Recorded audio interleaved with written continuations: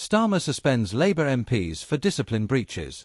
Prime Minister Sir Keir Starmer has suspended 4 Labour MPs over repeated breaches of party discipline.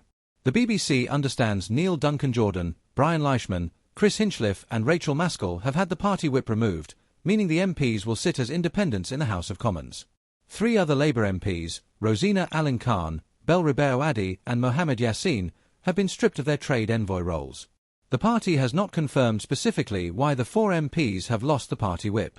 But the move comes after 47 Labour MPs rebelled against the government's proposed cuts to welfare and forced ministers to water down their plans.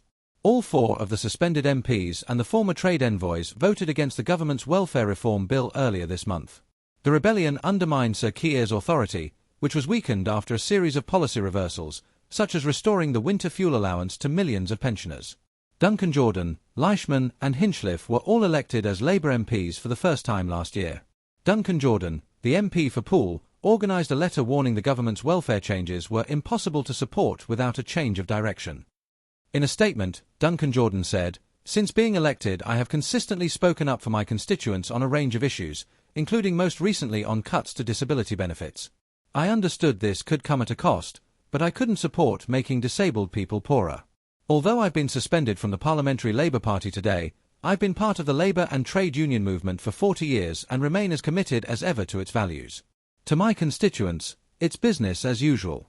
I remain your hard-working local MP. I will continue to take up your concerns and speak up for Poole."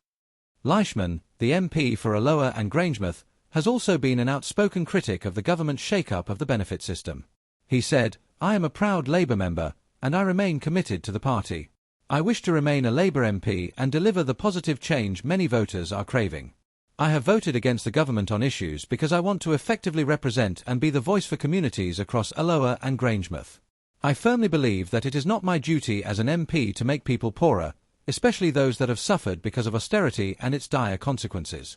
It is the honour of my life to be the MP for Alloa and Grangemouth, and my priority remains representing and fighting for constituents, whether they voted for me or not."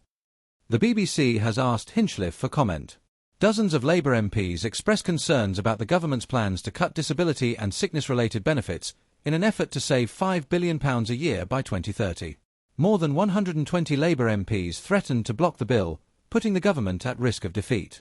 Ministers offered significant concessions to placate rebel Labour MPs and the diluted bill was ultimately voted through the Commons. But dozens of Labour MPs still opposed the bill, marking a major revolt for a party that won a huge majority in last year's general election. Sir Keir did attempt to instill party discipline soon after the election, after suspending 7 Labour MPs who voted against the government on a proposal to scrap the 2-child benefit cap.